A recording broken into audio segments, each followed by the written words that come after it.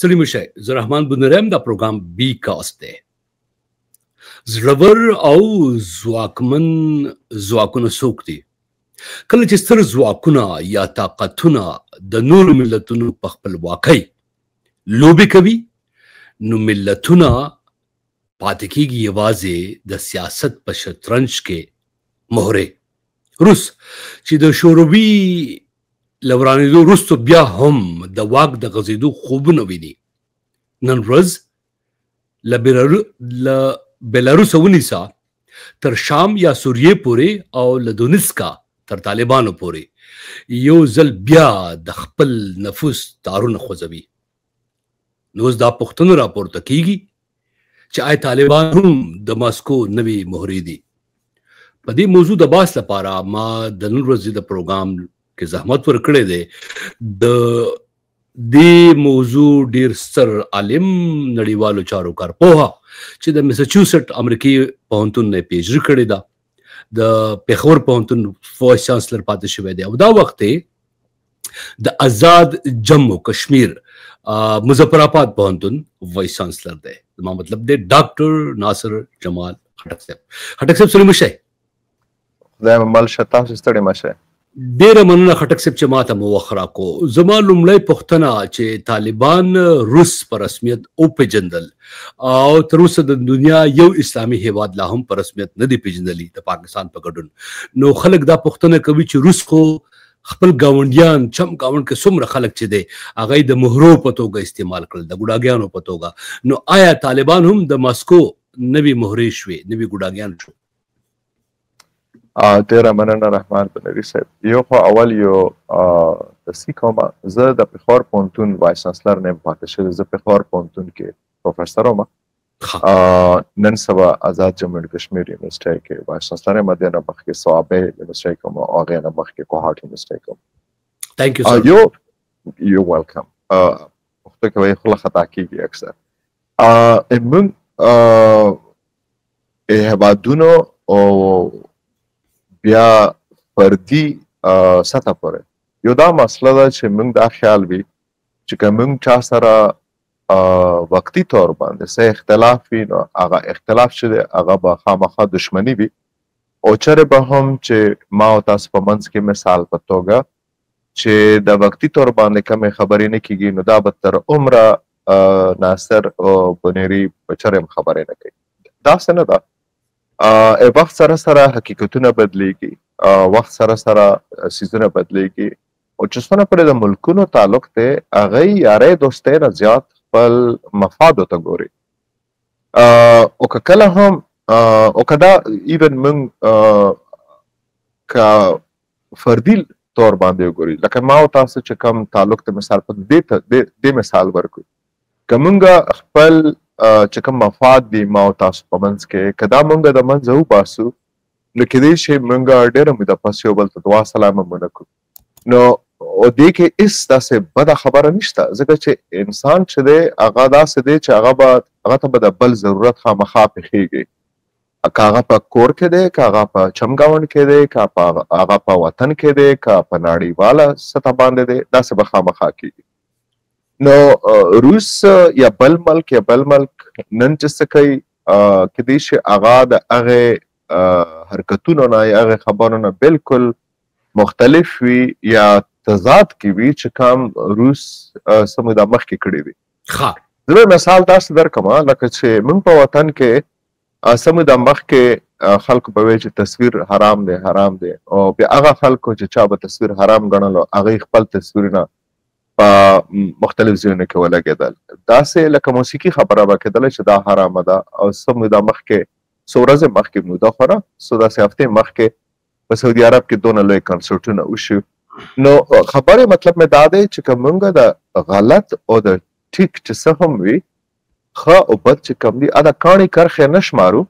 بیا به کېدای شي موږ د عالمي سطح باندې چې کوم سیاست باندې کومې خبرې یا کومې حرکتونه کېږي په هغې باندې هم لږ پوه شو. خو ډاکټر صاحب تاسو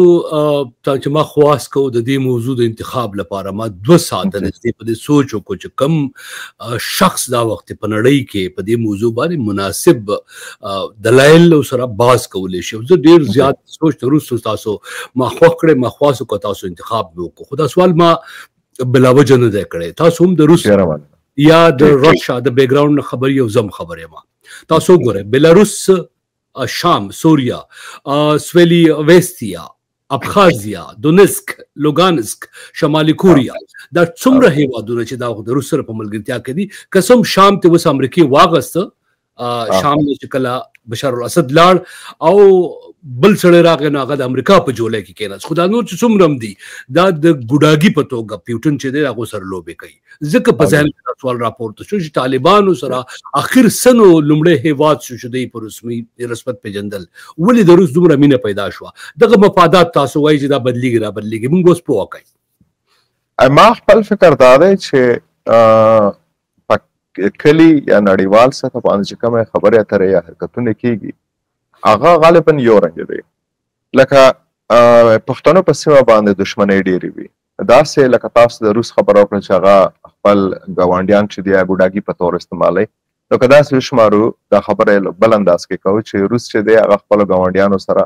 لکه پښتنو په کلو کې کیږي جنګونه جګړې مګړې ډېرې کوي. نو مخکې به غالبا جګړه دې ته ویل کېده چې یاره لکه یو کس مونږ راوپرځوو، بیا مونږ وایو چې یاره مونږ هغه راوپرځوو نو هغه نه مونږ لوبه وګټله. راپرځول هم اوس لګیا دي، خو راپرځولو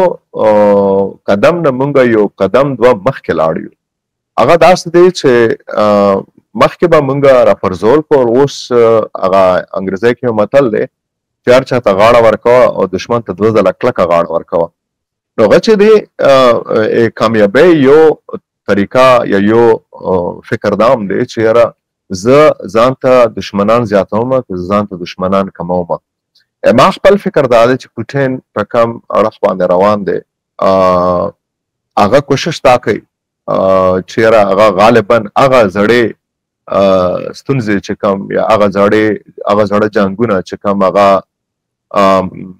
روس پکې انوالو و چې څه لحاظ سره هغه یو لحاظ سره هغوی سره روغه وکړي که نه. خو اوس که داسې وي چې د روس روغې خبره کوله، زه اخري خبره کوم، بیا به هغه سره یوکرین سره هغه جګړه نه کوله. نو ښکاري داسې چې یاره لکه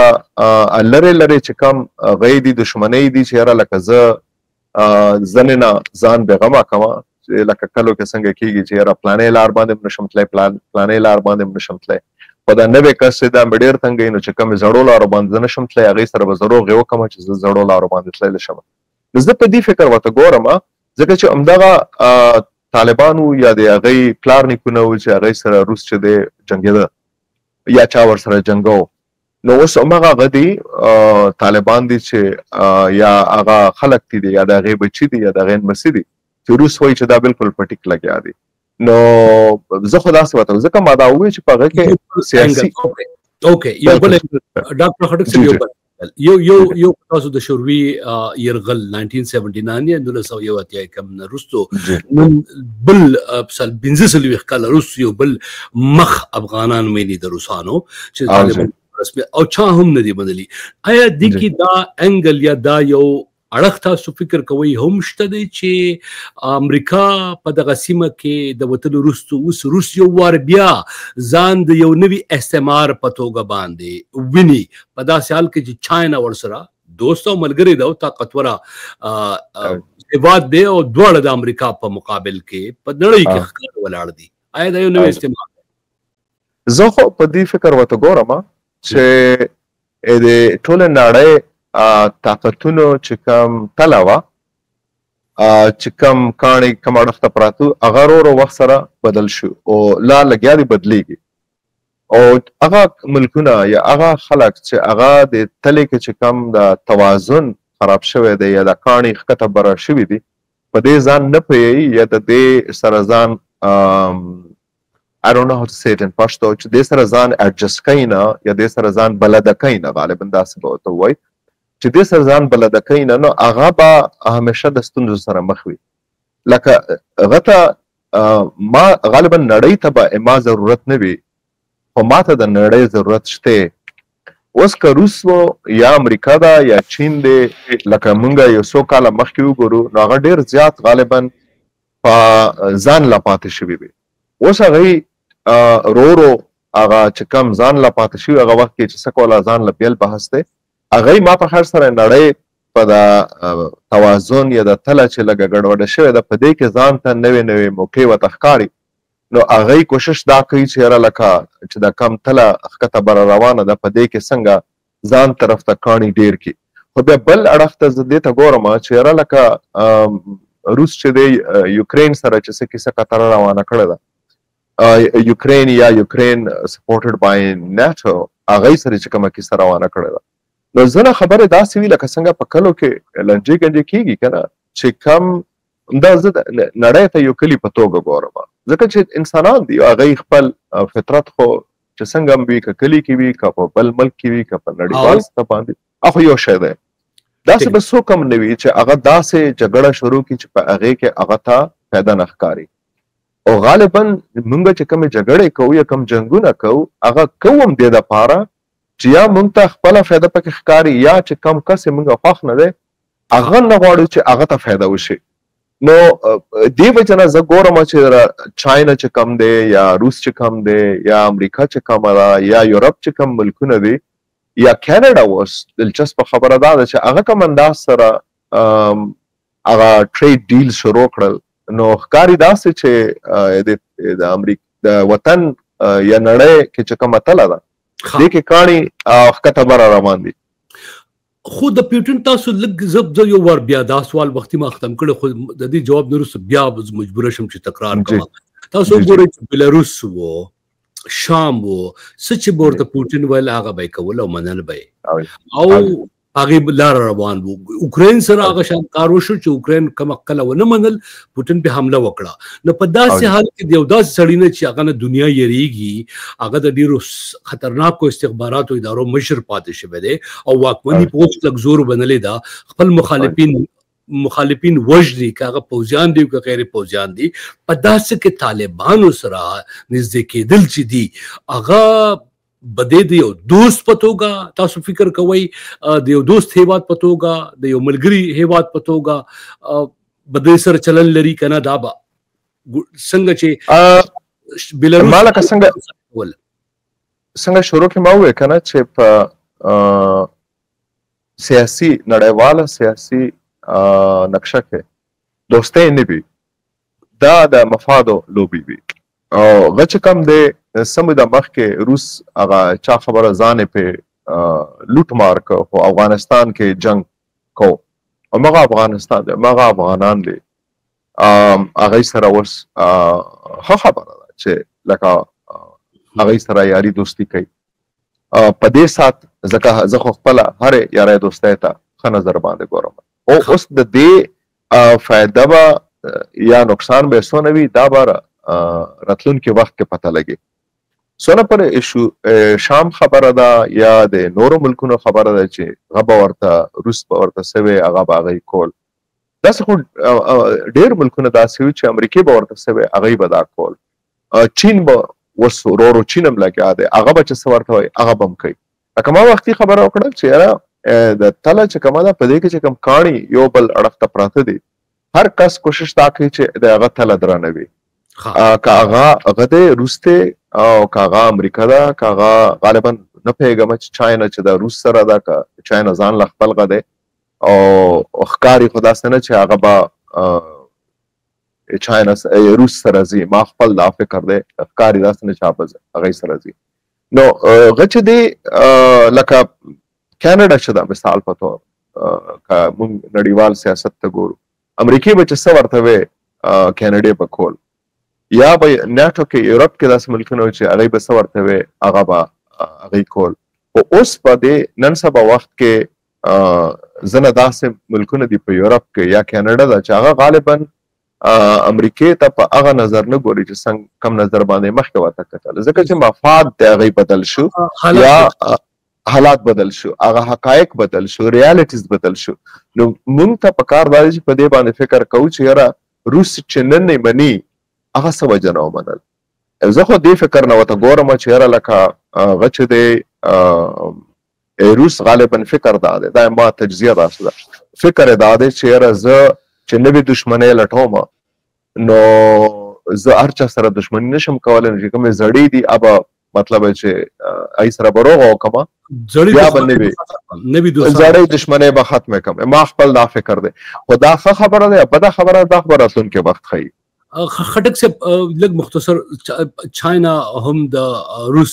طالبانو رسمیت پیژندنه چې دا ویلکم کړی دا تاسو فکر کوئ په راتلونکو څو ورځو کې یا میاشتو کې چاینا هم اوس طالبان منلی شي یا پاکستان یا بل کوم هیواد د دې نه پس جی جی ما زه به بیا مغه وایم چیرې لکه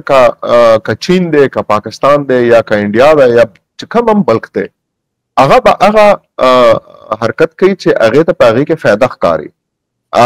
زه خو اکثر دا خبره کوم چې موږ خو چا خبره چې د غرض بغیر د خدای پاک نوم هم نه اخلو که خیرګرو ته وګورئ هغه وایي خدای دپاره راکړه که نه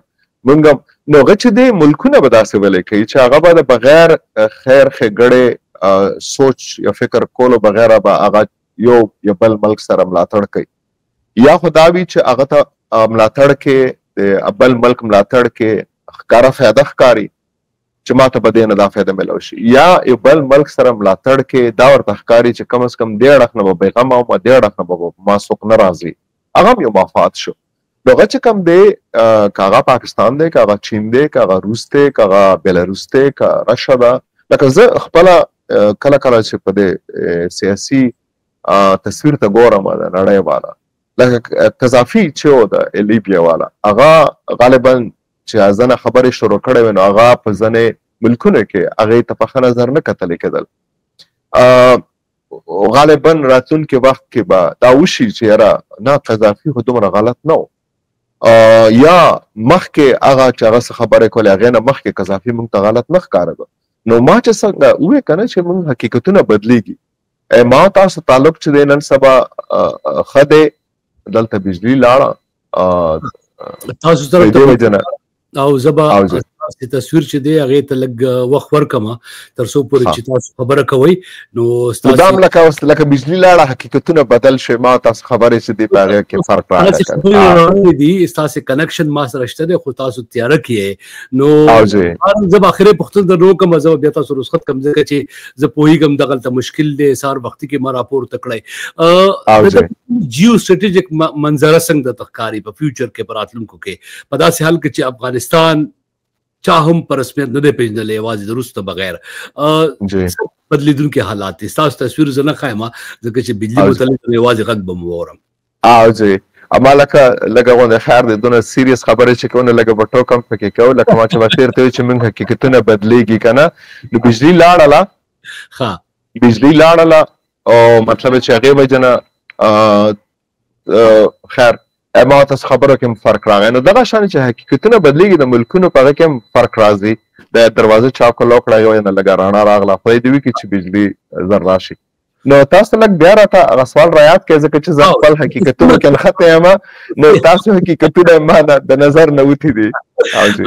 خټک صاحب په سیمه کې نوي بدلیدونکي حالات د افغانستان په تناظر کې پاکستان ته مرور دی خفه دی ته هندوستان ورسره رابطه کړې ده چین هلته کې سرمایه‌کاري کول غواړي روس طالبان په رسمیت ومنل څه نوي ډیولپمنټ را روان دي د امریکا په مقابل کې کوم بلاک جوړیږي ګویا زه خو داسې نه شمارم چې د امریکې په مقابله کې څه بلاک جوړیږي غالبا امریکې چې نن سبا کم حقیقتونه دي هغه ارضي طور دپاره دي ځکه تاسو مانه زیات خبرې هغه چې کوم انداز سره هغه ته ګوري کاروبار کولو ته اوس ګوري غالبا هغه لږ مختلف دی او باقي هغه مخکې چې د کاروباري ملګري وو هغه په دې نظر ورته نه ګوري بجلي راغله تاسو بجلي راغله او تاسو سکرین هم ما راښکاره کو مخې سره دا ښه ده به زه همغه شانې ناست یم نو هغه چې دی لکه د دنیا کې چې د کم غده منظر یا سیاسي عکس چې دی دا څنګه به بدلیږي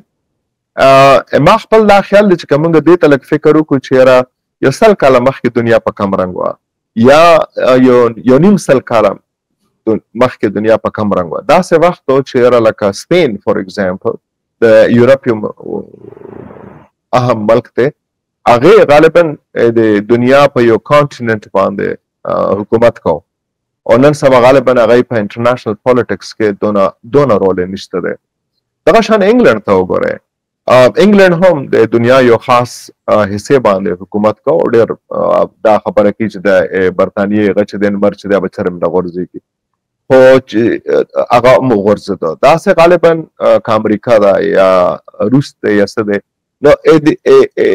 دنیا حقیقتونه بدل شو او بدلیږي او په دې کې مطلب مخه تبا یا په دنیا په یا د نړۍ په منظر کشي کې په ټولو کې اهم رول هغه کس ادا کوي چې هغه دې ته ګوري چې یاره زه جنګونه چا سره نه کوم زه د خپل وطن د خلکو ژوند ښه کوم زه د خپل وطن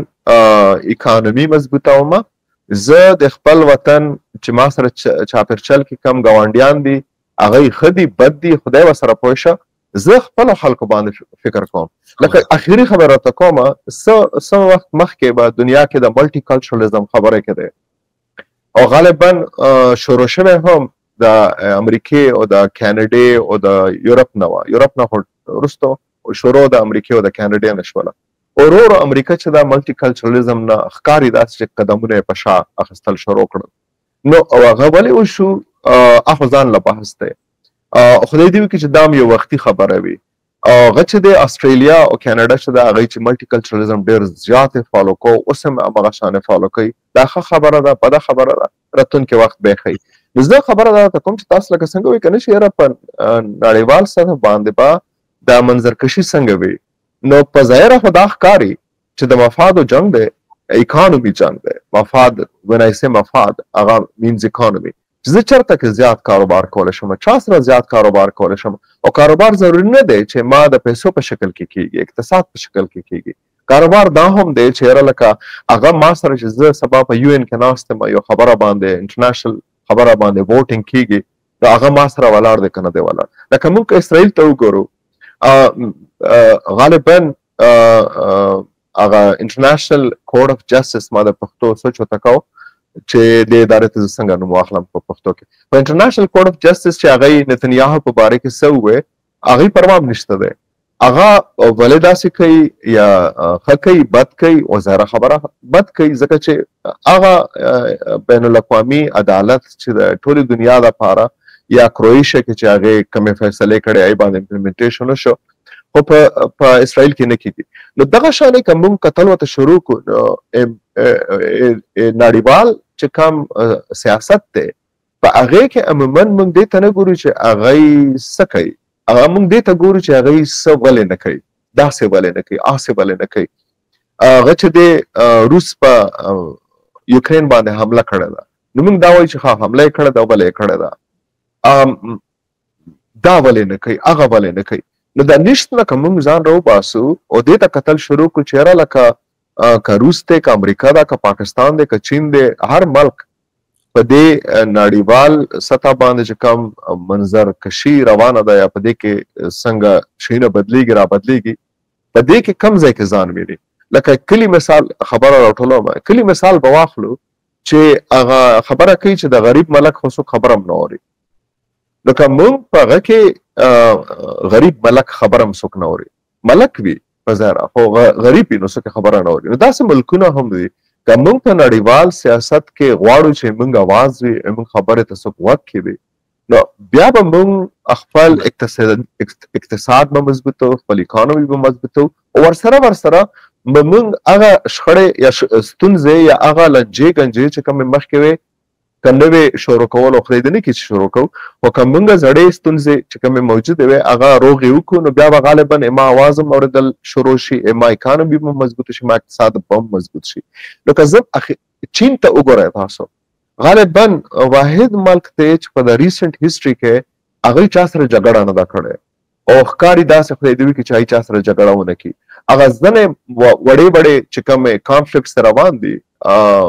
کاغه لکه په دې ساته هغه ملکونو نوم رانوځي ذهن نوځي هغه شته خو هغه اکټیو چرته انویژن نه ده کړی اٹاک نه ده کړی هغه ځان لا غلي لګیا دي او په خپل اقتصاد باندې توجه ورکړی ده او دنیا چې څه هغې په باره کې وایي هغې پروا هم نشته دی. یا چین په باره کې موږ ته چې څه خبره هم راځي د قبله ییز دنیا نه راځي چې چین داسې دی چین داسې دی چین داسې دی.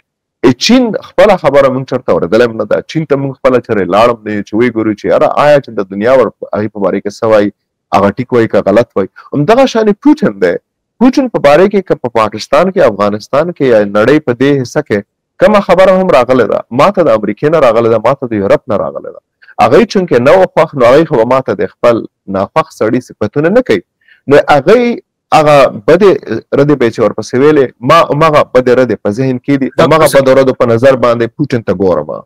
ډاکټر صاحب زه په دې موضوع باندې که څه هم زما نظر او سوالونه چې دي هغه بدل دي خو زه اورېدونکو لیدونکو ته د ډاکټر پروفیسر جمال خټک صاحب ناصر جمال خټک صاحب دا دریځ څېړنه او تجزیه پرېږدم ځکه چې دوی په کم نظر ګوري د سیاست د یو معتبر استاد په توګه هغه د دوی نظر ته زه ډېر لوی احترام لرم. تاسو هم په دغې نظر وګورئ واورئ که غواړئ په دې باندې کمنټ وکړئ یا موږ نه بیا پوښتنه وکړئ په دې موضوع باندې زه به یقینا چې په راتلونکو پروګرامونو کې په دې